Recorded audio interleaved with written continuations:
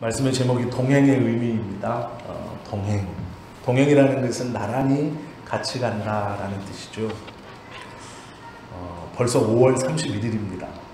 6월달이죠, 곧. 2020년 반년이 이제 흘러가고 있습니다. 새해를 맞이하면서 계획하셨던 것이 있을 겁니다. 나는 이렇게, 나는 저렇게 살아봐야지 하셨을 것이 있으실 것이죠. 아니면 중간에 새로운 계획이 생기셨을 수도 있습니다. 아직 우리 집사님에겐 들려올 기미가 없지만 장가를 가야 되겠다라는 소식이라든지, 제가 누구라도 특정 짓지는 않았습니다. 취업을 해야 되겠다든지, 아니면 직장을 좀 옮겨야 되겠다든지, 다른 사람이 힘들다고 하는 이때에 오히려 반대로 집을 좀 사서 조금 더 크게 옮겨야 되겠다든지 여러 가지 계획들이 새로 생길 수도 있습니다. 건강을 좀 챙겨보겠다 하실 수도 있고, 돈을 좀 벌어보겠다 하실 수도 있습니다. 여러 가지 계획들이 새로 생겼을 수도 있고, 또 2020년 들어오면서 가지셨던 계획들을 어느 정도 이루어 놓으신 분도 계실 것이고, 어쩌면 아직 아무런 결과를 얻지 못하신 분도 있을지 모르겠습니다. 성도된 우리는 하나님께 이 모든 것을 기도함으로 구하는 것이 마땅합니다. 복은 하나님이 주셔야 우리의 것이 되는 것이지, 우리가 억지로 붙잡은 듯 하다 하여도 그것은 진정한 복으로 우리에게 남지 않습니다. 오히려 그것은 해가 됩니다. 돈이 많으면 좋을 것입니다. 저도 많은 돈을 좋아합니다. 그런데 문제는 로또에 당첨되었다는 수많은 사람들을 보시면 하나같이 그의 삶이 엉망으로 망가지는 것을 봅니다. 그들도 처음에는 내가 이걸 규모 있게 쓰고 잘 쓰고 허탄한 데 쓰지 않겠다라고 결심하고 또 결심했을 것입니다. 그들도 우리와 다른 사람이 아닙니다. 이 돈을 가지고 얼마는 이렇게 하고 얼마는 이렇게 하고 얼마는 이렇게 해서 나의 노후까지도 큰 어려움 없이 이것으로 잘 보내겠다 생각했을 것입니다. 그런데 대부분의 사람들, 거의 대부분의 사람들은 그 갑작스럽게 생긴 돈 때문에 가족 간에 불화가 일어나고 사랑하는 사람과 헤어지게 되고, 마지막은 아무것도 없이 빈털터리로 거리에 낫는 모습들을 우리가 너무나 자주 언론을 통해 접하게 됩니다.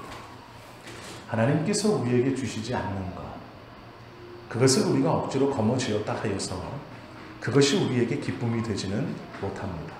우리의 삶에 유익이 되지는 못한다라는 것이죠. 우리는 하나님께 작은 것에서부터 큰 것에 이르기까지 구해야 하는 것이 마땅합니다. 성경은 그렇게 하라고 말씀하고 있습니다. 하나님의 은혜 없이는 우리는 살아갈 수 없죠. 하나님께서 복 주심 없이는 우리는 진정한 행복이 무엇인지를 알지 못하고 살아가는 사람들입니다. 진짜 행복은 그 복을 주시는 하나님과 동행하는 것이 진짜 행복이고, 우리가 정말로 받아야 하는 복일 것입니다. 오늘 제자들은 그 복을 누리고 있습니다. 그런데 놀랍게도 이 제자들이 예수님과 함께 동행하며 걸어가는 길이 기쁘고 감사한 길이 아니라 불안하고 두렵고 때로는 공포스러운 길이라는 데 있습니다. 우리가 주님과 살아가는 데 있어서 동행하고 삽니다. 그것은 부정할 수 없습니다. 왜 그러냐면요, 내가 동행하고 안 하고를 결정하는 것이 아니라 하나님께서 내가 너와 함께 하겠다 말씀하셨고, 그 말씀하신 하나님께서 이미 우리와 동행하기로 작정하셨고, 하나님의 작정은 이미 우리의 삶에서 이루어지고 있기 때문에 그렇습니다. 내가 주님을 모시고 살아가는 것이 아니라 주님이 나와 동행하며 살아가는 것이 우리의 삶입니다. 그런데 문제는 행복의 근원이고 복의 근원이신 주님이 친히 내가 너와 함께 하겠다라고 말씀하시고, 그 하나님의 작정은 우리의 삶에서 이미 이루어지고 있는데 우리는 불안해하고 불평을 갖고 때로는 슬프고 두려워합니다. 무엇인가 잘못됐기 때문에 그렇습니다. 오늘 제자들은요, 예수님과 동행하고 있습니다. 예수님께서 먼저 배에 오르셨기에 제자들이 따라 올랐습니다. 너무나 자연스럽습니다. 예수님은 제자들을 보고 따라오라 말씀하지 않으셨습니다. 함께 길을 가시다가 자연스럽게 배에 오르셨고 나머지 제자들도 그 예수님을 따라 자연스럽게 배에 올라갔습니다. 이것이 동행입니다. 억지로 끌고 가는 것도 아니고 부탁하는 것도 아니고 자연스럽게 함께 가는 것이죠. 예수님이 배에 오르자 제자들이 배에 올라탔습니다. 그리고 그 배는 반대편을 향해 출발했습니다. 제자들은 예수님의 의중을 듣지 않고도 알 수 있었습니다. 반대편으로 가는 배에 오르셔서 예수님이 누우셨기에 제자들은 성경의 표현을 보면 열심히 노를 젓고 있습니다. 예수님이 가시고자 하는 방향이 어느 곳인지 정확히 알았습니다. 그래서 그쪽을 향해서 노를 젓고 있습니다. 물에 그냥 배를 띄워놓고 물결이 흐르는 대로 배가 가기를 원했던 것이 아니고 예수님이 가시고자 하는 방향을 제자들이 정확히 알아 그 방향으로 정확히 노를 젓고 있습니다. 문제는 예수님의 뜻에 따라서 자연스럽게 동행하고 있고 예수님의 의도에 따라서 그 방향으로 노를 분명히 젓고 있는데 풍랑이 일어납니다. 이 풍랑이 적당히 일어 배를 노젓는 방향으로 순탄하게 밀어주어야 우리가 생각하는 하나님의 은혜입니다. 그런데 놀랍게도 풍랑은 이 배를 뒤집으려고 합니다. 예수님과 동행하고 있고 예수님의 뜻에 따라 노를 젓고 있는 이 하나님의 은혜를 실천하고 있는 이 배를 풍랑은 뒤집으려고 하고 있습니다. 도와주는 것이 아니라 순풍에 돛단 듯 쭉 가게 하는 것이 아니라 뒤집어 엎으려고 하고 있습니다. 제자들은 두려웠습니다. 이 호수는 갈릴리입니다. 유대인들은 이것을 바다라고도 불렀습니다. 왜 그러냐면 이 갈릴리 호수라고 부르는 때로는 바다라고 기록되어 있는 이 호수는 길이가 21km 정도 되는 아주 큰 호수입니다. 폭은 13km 정도 됩니다.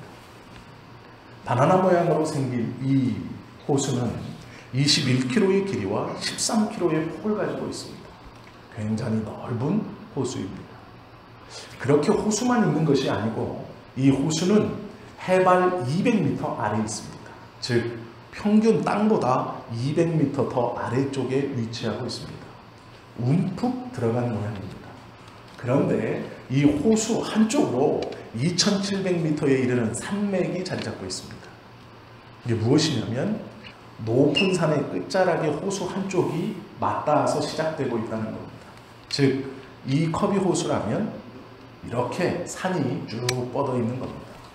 문제는 이 산 꼭대기에서 불어내려오는 바람이 강하게 호수 밑바닥까지 몰아칠 때가 있습니다. 오늘 제자들은 그 상황을 만난 겁니다. 산 꼭대기에서 산 한쪽 면을 타고 강하게 급하강하는 바람이 아래로 내려올수록 속도가 더욱더 빨라지고 바닷물을 튕겨 풍랑을 일으키는 겁니다. 지금 그 물에 예수님과 제자들이 탄 배가 요동치고 있습니다. 배 속에 물이 차기 시작합니다. 물을 퍼내면 살 수 있지만 퍼내는 속도보다 차는 속도가 더 급한 것 같습니다. 제자들은 두려웠습니다. 죽을 것 같았습니다. 그때 제자들은 예수님의 방향으로 가려고 했던 노를 놓고 예수님을 깨웁니다. 주님, 일어나십시오. 우리가 죽게 되었습니다. 라고 말하죠. 그때 예수님께서 일어나셔서 상황을 살피신 후에 하시는 말씀이 어찌하여 두려워하느냐? 믿음이 적은 자들아. 책망하시고 일어나 바람과 파도를 꾸짖으니 잠잠하게 되었다는 것이 오늘의 이야기입니다. 예수님께서 동행하시는 배, 그 배도 예수님이 오르자 하셨고 그 배는 목적지 없이 이리저리로 왔다 갔다 하는 게 아니라 예수님께서 가시는 그 방향, 그곳을 향해 정확히 노를 저어 가고 있었던 배입니다. 한치도 예수님의 뜻과 다르지 않았습니다. 그런데 그 한치도 다르지 않은 하나님의 뜻을 실천하고 있는 배에 풍랑이 일어 뒤집어지게 되었습니다. 제자들이 할 수 있는 일은 잠들어 계시는 예수님을 깨우는 겁니다. 이것은 너무나 당연합니다. 그렇지 않겠습니까? 우리가 그 배 안에 있다고 생각해 보십시오. 예수님은 배 뒤편에서 주무시고 계시고 열심히 노를 저어서 예수님이 가시고자 하는 그 방향으로 노를 열심히 젓고 있었습니다. 풍랑이 불었습니다. 그런데 이것이 잠잠한 것이 아니라 배 안으로 물을 들이치는데 이제 곧 뒤집어지거나 가라앉게 생긴 겁니다. 예수님을 깨우는 것이 당연하죠. 노를 놓고 예수님을 깨우는 것이 정상적인 행동입니다. 그런데 그 정상적인 행동 가운데 돌아온 예수님의 대답은 믿음이 적은 자들아입니다. 잘 생각해 보십시오. 제자들이 무엇을 잘못했을까요? 제자들의 삶에, 지금 행동에 무엇이 그릇됐을까요? 없습니다. 잘못된 것이 없습니다. 너무나 자연스럽게 행동합니다. 풍랑이 일었고 주무시는 예수님을 깨워 살려달라고 합니다. 그 예수님께 문제의 해결을 부탁드린 것이죠. 아무런 잘못도 없어 보입니다. 그런데 예수님은 꾸중합니다. 믿음이 적은 자들아 어찌하여 두려워하느냐. 오해하지 마십시오. 예수님이 배에 함께 타 있는 것을 의심한 제자는 없습니다. 또한 예수님께서 이 문제를 해결시켜 주실 것이다 라고 생각하지 않은 제자도 없습니다. 왜요? 예수님을 깨워 그 예수님께 구해달라고 하기 때문에 그렇습니다. 당신은 하실 수 있습니다. 예수님 죽게 생겼습니다. 살려주십시오. 도와주십시오. 너무나 당연한 것이죠. 우리가 하나님의 뜻에 따라 우리의 삶의 길을 잘 걸어가려고 노력하다 믿음으로 지금 이 상황을 잘 버티고 있었는데 더 큰 일이 벌어졌습니다. 감당할 수 없는 일이 벌어졌습니다. 우리의 가정 안에 물이 차 들어옵니다. 나의 삶의 안에 물이 차 들어옵니다. 퍼내면 되는 것이지만 이길 수 있는 속도보다 더 빠르게 그 물이 우리의 삶에, 우리의 가정에, 우리의 관계성에 차 밀고 들어옵니다. 그때 이 문제를 누구에게 맡겨야 하겠습니까? 예수님입니다. 다른 방법은 없습니다. 예수님입니다. 제자들은 그렇게 한 것입니다. 우리도 그렇게 할 것입니다. 그런데 문제는 너무나 당연스럽고 믿음으로 한 것 같은 이 행동을 예수님이 책망합니다. 어떻게 해야 되는 것이죠? 그럼 이게 잘못이라면 어떻게 해야 됩니까? 깨우지 않고 끝까지 물을 퍼내야 하나요? 아니면 풍랑이 차든 물이 들어오든 그냥 노를 계속 저어야 됩니까? 배가 가라앉고 있는데도 물을 계속 저으면서 예수님이 알아서 하시겠지. 우리는 노만 저으면 되지. 가라앉고 있는데도 그래야 됩니까? 아니죠. 깨우는 게 맞습니다. 예수님을 깨워서 도와달라고, 살려달라고, 구해달라고 하는 것이 맞는 것이죠. 주여 우리를 구원하소서. 우리가 죽게 생겼습니다. 너무도 당연하고 올바른 방법입니다. 그런데 예수님이 책망하시네요. 무엇이 잘못됐을까요? 제자들의 행동에 잘못된 점은 아무것도 없습니다. 그럼 무엇이 잘못됐을까요? 예수님의 말씀처럼 제자들의 믿음이 잘못되었습니다. 제자들은 예수님을 깨웠습니다. 그리고 도와달라 소리쳤습니다. 살려달라 말했습니다. 그것이 잘못이 아닙니다. 예수님께서 믿음이 적다 책망하신 이유는 그 다음에 벌어진 일 때문에 그렇습니다.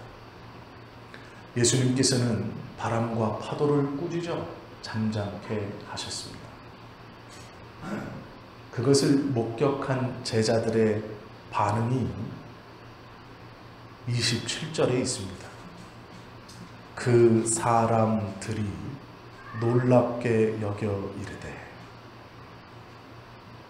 이가 어떠한 사람이기에 바람과 파도도 순종하는가 하더라. 23절에 보십시오. 23절에 배에 오르심에 누가 따라 올라왔습니까? 제자들입니다.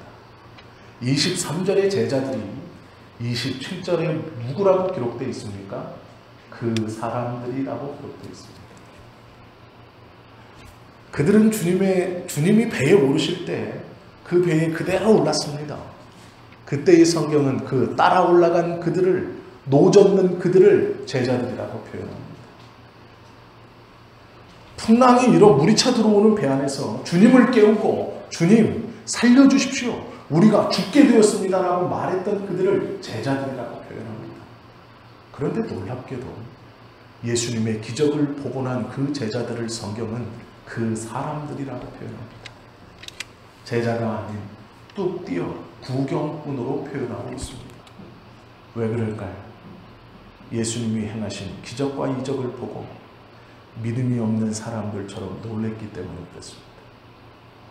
믿음이 없는 이방인들처럼 감탄하고 놀랍고 놀라워했고 신기했기 때문에 그렇습니다.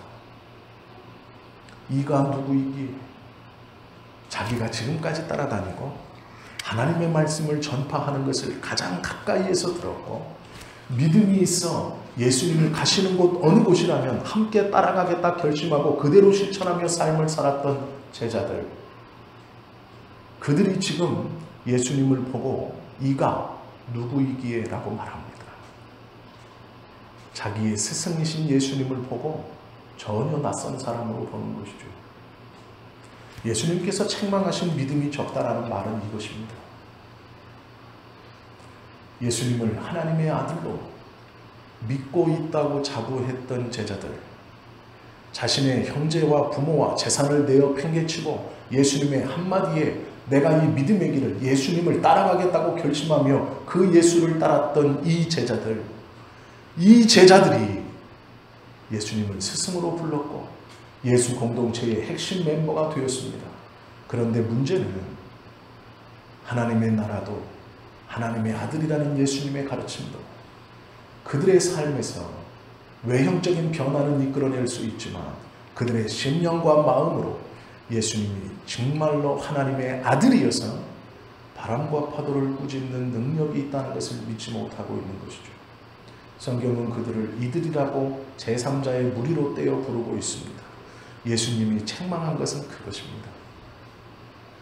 흔들어 깨워 맡긴 것은 잘했는데 예수님께서 해결하시는 방법을 보고 이방인과 같이 놀라는 것입니다. 그리고 그를 새롭게 보고 있는 것입니다. 이가 누구이기에? 이 말 속에는 예수님이 지금껏 가르쳤던 하나님의 아들이라는 가르침이 사라져버린 반응이기 때문에 그렇습니다. 우리도 급하니까 하나님께 기도합니다. 아니 어쩌면 학습된 대로 하나님께 기도합니다. 그러나 정말로 우리의 마음속에서 예수님께서 우리의 삶의 문제를 우리가 생각지 못했던 놀라운 방법으로 해결시키실 수 있다는 것을 믿지 않고 있기에 우리의 기도가 응답되지 않는 것입니다. 외형적으로는 교회에서든 집에서든 항상 기도함으로 믿음의 사람처럼 보이고 그의 입술에서는 하나님이 하실 것이고 괜찮아, 하나님이 해결해 주실 것이고 나는 지금 견디고 있을 뿐이고 우리 주님이 온전히 해결해 주실 거라는 고백을 하고 있지만 정말로 우리의 마음속에서 이 제자들과 같이 바람과 파도를 꾸짖어 잠잠케 하실 그 예수님의 능력을 의심하고 있는 것이죠. 우리도 제자와 같이 그 능력을 본다면 이가 누구이기에라고 반응할지 모른다라는 것입니다. 이것이 예수님이 제자들을 보고 믿음이 적은 자들아 라고 꾸짖으신 이유입니다. 겉으로는 아무런 잘못이 없습니다. 제자들은 옳게 행동했습니다. 위험한 순간 예수님을 깨워 그 예수님께 도와달라 호소하는 것은 옳은 것입니다. 그것이 바른 것입니다. 우리 또한 마찬가지로 우리의 삶에 어려움이 있을 때뿐 아니라 즐거울 때에라도 모든 것을 주님께 맡기고 예수님 도와주십시오, 살려주십시오 하는 것이 맞습니다. 그런데 문제는 그 예수님의 해결 방법을 본 후에 믿지 못하는 것이죠. 우리가 생각할 수 없는 방법으로 해결하시는 그 주님의 능력을 의심하고 있다는 것입니다. 배에 탈 때까지는 제자였는데, 예수님을 깨울 때까지는 제자였는데, 문제가 해결된 뒤에 그들의 믿음이 드러나 버렸습니다. 그들은 놀라워했고 예수님을 낯설어 했습니다. 교회에 함께 앉아 예배할 때까지는 성도였는데, 삶의 문제를 함께 모여 주님 앞에 기도할 때까지는 우리가 같은 성도였는데, 어쩌면 하나님께서 우리의 문제를 해결해 주시고 난 후에 우리의 믿음이 드러날지 모릅니다. 다른 이의 어려운 문제를 해결시켜 주시는 그 하나님을 보고 의아해 할지 모릅니다. 우리가 하나님을 낯설어 할지 모른다는 것이죠. 그러기에 우리의 삶에 주님의 역사가 일어나지 않는 겁니다. 동행하지 않는 것이 아니고 동행하고 있습니다. 기도하지 않는 것이 아니고 기도하고 있습니다. 그런데 세상 사람들이 정해준 기준에 우리도 어느샌가 익숙해져서 그 기준을 넘어서 문제를 해결하시는 주님의 모습에 낯설어하는 우리의 얄팍한 신앙이 드러날지 모른다라는 것이죠. 제자들은 그랬습니다. 예수님께서 친히 선택하셨고 친히 동행했으며 친히 그 기적과 이적을 함께 경험하고 하나님의 나라를 함께 소망하고 자신의 모든 것을 버려두고 따랐던 제자들은 그러했습니다. 제자였지만 예수님의 기적을 접한 후 그들은 제3자의 무리와 똑같이 반응했습니다. 당연히 그렇게 해결할 것이라고, 우리 예수님은 하나님의 아들이기에 어떠한 방법도 상관없다고, 바람과 파도를 꾸짖어 잠잠케 하실 수 있는 분이라고 인정하고 믿었던 제자는 아무도 없었습니다. 그들은 모두 의아해했습니다. 예수님을 낯설어 했습니다. 그 낯선 예수님을 위하여 모든 것을 버릴 것이라고 말했던 그 제자들은 예수님의 본 모습을 보자 낯설어 했습니다. 자신들이 울며 흔들어 깨워 소리를 지르며 살려달라, 죽게 생겼다라고 말했던 그 문제를 해결해 주신 예수님을 낯설어 했다는 것입니다. 우리가 평생 주님을 믿고 있다고, 주님께 기도한다고, 하나님을 알고 있다고 우리는 우리 스스로 자신할지도 모릅니다. 주님께 받은 은혜가 얼마나 큰지 아느냐고 간증거리가 풍성한 삶을 사신 성도님도 있을지 모릅니다. 가만히 묵상해 보십시오. 하나님의 말씀을 가만히 되새겨 보십시오. 구주님의 역사가 과연 나의 삶에 일어났을 때 내가 그 하나님을 낯설게 여기지는 않을까? 내 믿음이 아직 그렇다라고 고백은 하고 있지만 우리 하나님이 어떠한 방법으로도 내가 생각지 못한 그 어떠한 놀라운 것으로 나의 문제를 해결하시고 우리의 문제를 해결해 주셨을 때 나는 놀라지 않을까? 나는 정말로 하나님이 그 모든 것으로 역사하시고 문제를 해결하실 만한 분이라고 믿고 따라가고 있는가? 동행하고 있지만 그분을 말씀 그대로 의지하고 신뢰하고 있는가? 내 삶의 문제를 분명히 해결시켜 주실 그분을 내가 가감없이 그대로 믿고 있는가를 한 번은 고민해 보셔야 합니다. 믿음의 길을 걸어가면서 당연한 것은 어느새부터인가 당연하지 않은 것이 되었습니다. 믿음이 있다고 말하지만 그 믿음이 참 믿음인가는 하나님과의 동행이 아닌 하나님의 이적과 기적을 바라보고 어쩌면 주님의 은혜를 받은 다음 드러날 수도 있다는 것입니다. 동행이라는 것은 어깨를 나란히 하고 걸어감을 뜻합니다. 예수님께서는 우리에게 함께 계시니 두려워 말라 말씀하십니다. 그리고 분명 우리의 삶의 문제도 해결시켜 주실 것입니다. 예수님은 우리가 요청해서가 아니라 예수님께서 원하셔서 우리와 한 배를 타고 우리의 삶의 여정을 함께 가고 계시는 분이십니다. 그 주님이 우리와 어깨를 나란히 메고 동행하고 계십니다. 우리는 그 예수님께 기도합니다. 도와달라고 말합니다. 그리고 묵상하고 믿음을 보여 예배합니다. 아무런 문제가 없습니다. 잘못하지도 않습니다. 잘하고 계신 겁니다. 그런데 문제는 하나님의 은혜가 나의 삶에 펼쳐진 후 그 은혜를 바라보는 우리의 관점이 문제입니다. 더 쉽게 말씀드리면 하나님을 하나님됨으로 믿지 못하고 단순히 나의 위로자요 동반자로서 그 이상도 그 이하도 아닌 딱 그만큼의 수준으로 믿고 간다는 것이 문제입니다. 제자들은 자신들이 상상하지 못하는 이적을 보았을 때 자신들의 믿음이 아무것도 없는 자와 동일한 고백으로, 동일한 두려움과 놀람으로 낯설게 예수님을 바라봅니다. 동행이라는 것은 가까이 있는 것이죠. 가까이 있지만 낯선 분이 우리 하나님이 되어서는 안 됩니다. 적어도 우리에게 하나님은 낯선 분이시면 안 됩니다. 우리가 기도하는 것, 우리 하나님은 이루어 주실 것입니다. 그 기도의 은혜를 받은 후에 그렇습니다. 하나님이시면 이러한 방법으로든 저러한 방법으로든 해결시켜 주실 것을 믿었습니다. 라는 고백이 참 믿음의 고백일 것입니다. 하나님이 낯설어지면 안 되죠. 같이 계신 하나님이 낯설면 안 되는 것입니다. 제자들은 그 하나님을 낯설게 봅니다. 오늘 본문에 보시면 예수님께서 실망하시는 대목은 간단합니다. 같이 있고 동행하지만 내가 누구인지를 내가 말한 그대로 믿지 않고 자신들의 기준에 재단하여서 예수님을 믿고 따르지 않는 것도 아시고 믿지 않는 것도 아니고 동행하지 않고 있는 것도 아닙니다. 동행하고 있고 믿고 따르고 있지만 예수님의 말씀 그대로 믿고 따르는 것이 아니고 자신의 생각으로 재단하여 그만큼만 의지하고 그만큼만 판단하고 있다는 것을 예수님은 속이 상해하시고 꾸중하신 것입니다.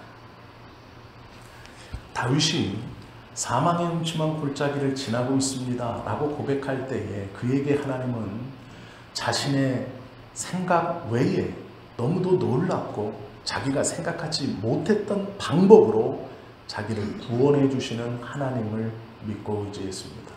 그의 시편을 보시면 어느 날 사울의 군사들에게 쫓기자 며칠 밤을 잠을 못 재워 비몽사몽간에 바위 틈 사이에 잠이 듭니다.